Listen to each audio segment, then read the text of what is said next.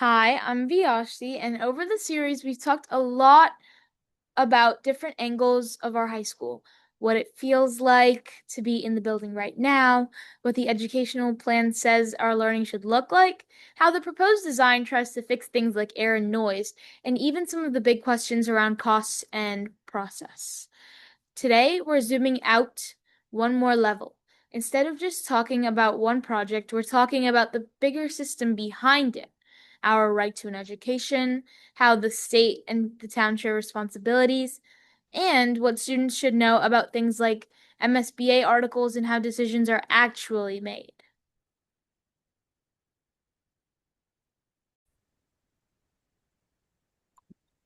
Hi everyone, I'm Ranjita Khetan and this is my daughter Vyashti Khetan, an LHS junior. And today we are grateful to be joined by State Representative Michelle Ciccolo, who serves the 15th Middlesex district here in Massachusetts, representing Lexington, Woburn, Winchester. Because this project sits at the intersection of local needs, state policy, and public funding, we really wanted to hear her perspective on how a major school building like this fits into a bigger picture. So, Michelle, thank you so much for taking the time to talk with us today. With that, I'm going to hand over to Vyashti, who will kick off us with the first set of questions. Hi, my name is Vyushti, and I want to start off by asking Michelle, students sometimes hear that the Massachusetts Constitution tells the Commonwealth to cherish the interests of literature and the sciences and all the seminaries of them. So, what does that word cherish really mean in practice, and why is it important for students like my age to know what public education is actually written into the state's highest law? Thanks for that great question. We can't have a functioning democracy without a well-informed and well-educated citizen base. That's the foundation of democracy, and our system of government simply wouldn't work. And so, Massachusetts, which is one of the oldest constitutions in the world, it is actually the oldest continual constitution in use today, and was the version that the U.S. Constitution was modeled after. So we're very proud of that and proud of our long tradition of valuing education and valuing an informed citizenry. So it's also interesting to note that, especially in Lexington, we cherish education. You may not know this, but the first normal school in the United States opened in Lexington, Massachusetts in 1839. And that was founded by Horace Mann as the first public institution to teach teachers how to be teachers. So that actually was right here in Lexington, which is very special. And of course, the first public school was in Boston in 1635, and the first Board of Education in 1837. These are things that we are very proud of here in Massachusetts. And because we recognize that all of our communities need to be able to support their students, that's one of the reasons why the state invests in its school buildings and in education in general through the Chapter 71 formula that funds education, but also through the School Building Assistance Bureau, which helps to fund projects like the new LHS.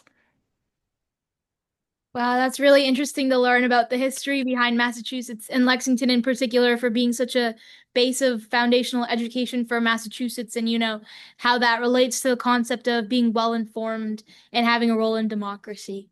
So, I want to ask, from my learning perspective, how does that constitutional idea turn into real things in schools, like having teachers, materials, and safe learning spaces? Can you give some examples maybe of how that big idea shows up in like students' day-to-day experiences?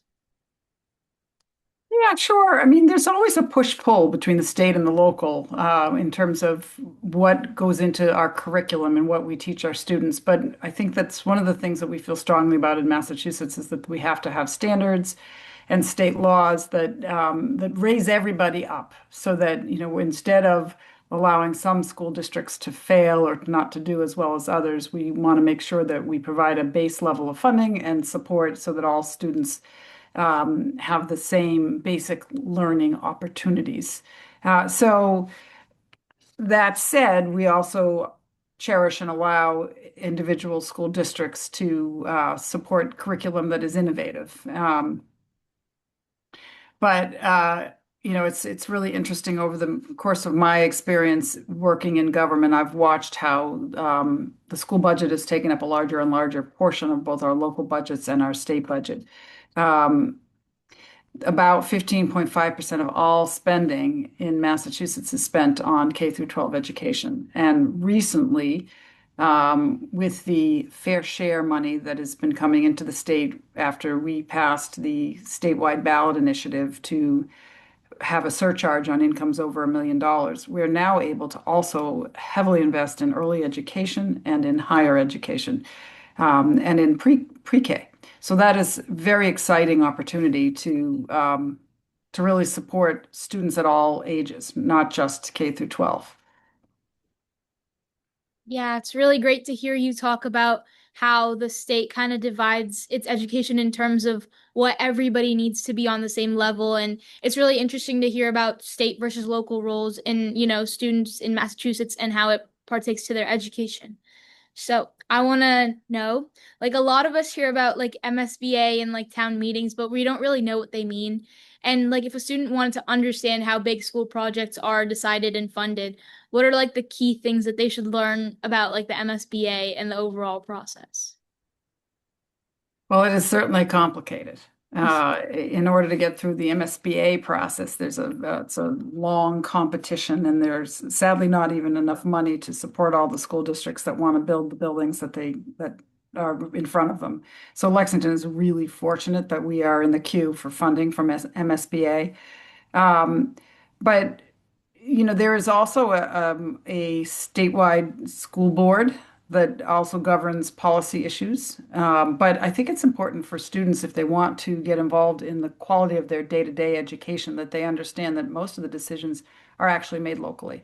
We have an elected school committee, and those school committee members run for terms of 3 years. And those elections happen in March. And so often, even the adults in our community don't take the time to vote in local elections because they don't have the same cycle as the November election, which September is often the primary, and November for positions like the governor and the president, et cetera, and for state rep and state senator. But the local decisions are made by our school committee, and to a certain degree, the financial decisions are made by the select board and then by our representative town meeting. And those positions get also elected in March. So they really drill down to the details of what happens day to day in our schools. And I would say not to get hung up so much on what the state is doing and to get involved instead in the very many committees that happen locally that guide the process. Right. And I was thinking as a student myself, there's like a lot of confusion, particularly about, Article 97. Could you explain in simple terms what Article 97 is meant to protect and what it generally requires when a community wants to change how protected land is used? Sure.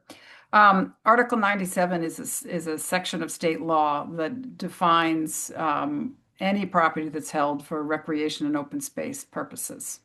And when we buy land in any democracy, actually, in the United States, the buying and selling of land requires a two-thirds vote. So when the town buys and sells land, the legislature, which is our town meeting, would have to take that two-thirds vote. And when the state buys and sells land, it would have to take that two-thirds vote. And if the federal government buys or sells land, Congress would have to take that two-thirds supermajority vote.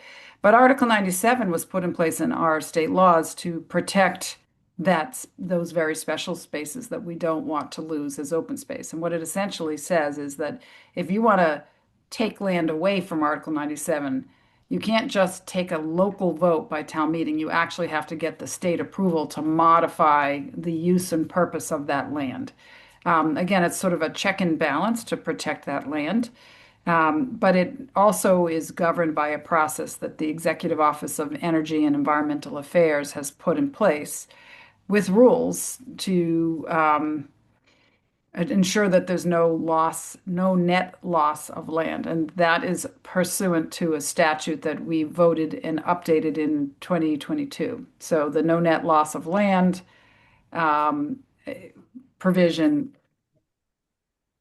got updated and codified. And very recently, the Executive Office of Energy and Environmental Affairs finished their regulations, so that they're a little bit more clear to follow. They used to have a process, but they weren't codified into formal regulations. So I'm getting a little long-winded here, and hopefully it makes sense to you. But basically, um, in the Lexington High School project, there is a parcel that is classified as park space, open space, recreation space.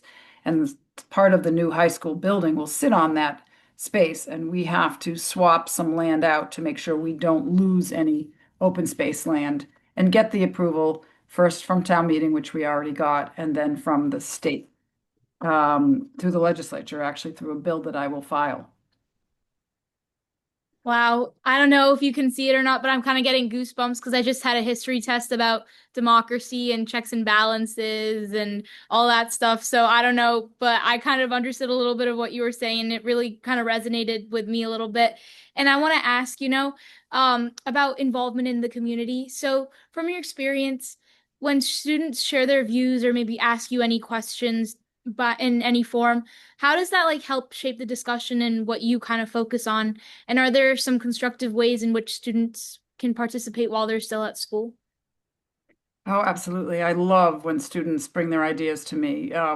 One of the jobs of a representative is to bring the voices of their constituents to Beacon Hill, to the State House. And so we try to do a lot of listening and engaging with people of all ages so that we can hear what matters to them and what's important, and what they're thinking about and what their ideas are. And I'm very blessed to have a district that's got a lot of people engaged and active, with wonderful problem solving skills. So I always enjoy when students come, for instance, I have office hours on a regular basis, and sometimes I actually do them at LHS or at Woburn High School, and haven't done one in a while, but would be happy to come to the high school again in the near future. Take some setting up and coordinating to put the word out, or but students can get involved by emailing, writing, showing up at events, joining a committee, volunteering.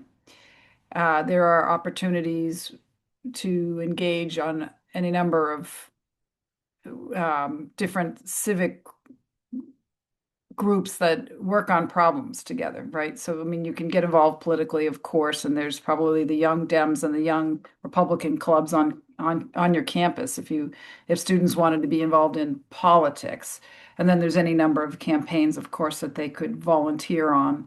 But there's so many groups in our town that problem solve. They're working on hunger issues, they're working on homelessness issues, they're working on immigration, and there are nonprofit groups that students they could get some of their community service hours by volunteering there and sharing their energy and their ideas with those groups. And generally, I'm plugged into a lot of those groups. That's one other way to get your ideas up to me. But I guess I will say that I'm always listening. I'm always interested. Write me a letter, send me an email. Happy to hear your ideas and your thoughts and concerns. I think that's great how we are so in touch with you and how you really try to get grounded with the community to best understand our issues and what we feel can be helped in our, like overlarging, like the overall community. So I just want to ask, if you think about like civic education, what do you hope that kids in my grade or like high school students in general understand by the time that we graduate about our right to like a public education and how that system is supported and how it works? Well, I hope you cherish it, because the educational system in Lexington is one of the best in the world. And know that you will be very well prepared for life after LHS, whatever you choose to do next. Because the community, our foundational value here in Lexington, our top priority has always been education. And that's one of the reasons why people come to our town. It's one of the reasons why our real estate values are high, because people know that their kids are going to get a great public education and they won't have to pay for private school because the schools are so good.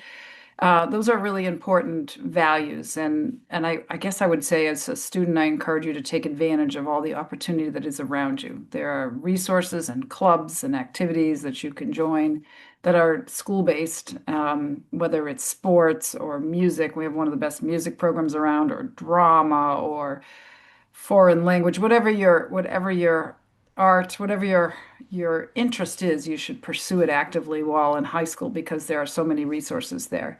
And as for civic education, I think it's really important to understand that you have a responsibility as adults when you become an adult to engage in society. Our democracy hasn't been working all that well because people have tuned out and stopped participating. And I would say you, as a citizen, your fundamental obligation is to be well informed and to vote and to participate locally in your community. You don't have to get involved in campaigns, but you have to show up in your community and roll up your sleeves and do the things that you can to give back. Because, if we're here in our town, we're blessed with a lot of resources, and if you give back, you're going to be happier and lead a more satisfied life, a more fulfilled life if you actually stay connected and engaged.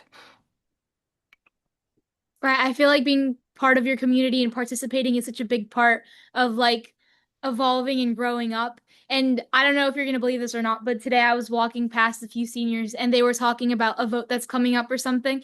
And they were talking about what they're going to vote on. And I was like so excited. I was like, oh, look at them being informed voters at the age of 18 and trying to participate in our community. And I thought it was like really exciting because ever since I've started working on this project, I've seen how students interact and engage with our community as a whole. And it's really great to see how, like you said, Lexington prepares kids to go out in the world and be not only be successful in the terms that they know what's going on, but also to participate and be involved in it. And, I think that's a really big step for kids. And I think Lexington does a great job with educating us about it, especially when we have resources with people like you who choose to listen to our voices and try to help us to start participating and getting involved. Thank you.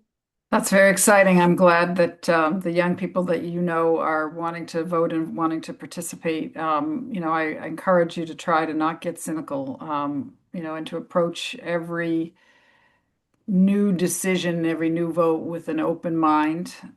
Hear both sides of the issue because you will make a better decision.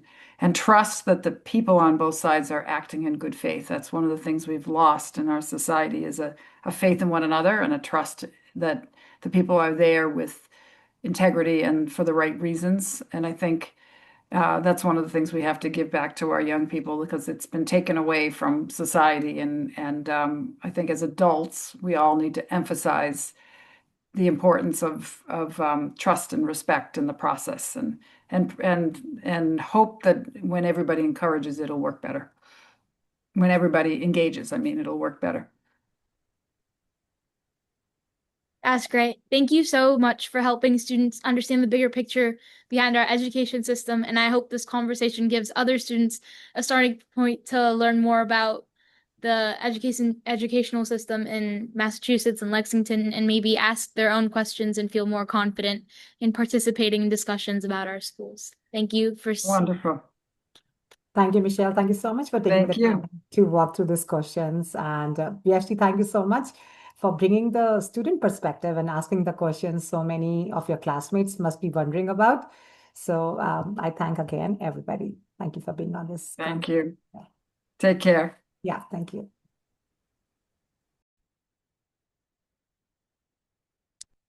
So, to everyone who's been watching this series, thank you too. Across these episodes, we've heard from students like Principal Baker, from the chatbot team, from people working on the design and sustainability, from town and school leaders answering myths and questions, and now from our state representative about the bigger civic framework. The full playlist will stay up, and we've linked official resources in the description so you can keep exploring on your own. On behalf of my mom, Ranjita, and myself, we wrap up this series of LHS Upgrade, the real story. Thank you for watching, and thanks for caring about our school, and we'll see you around LHS.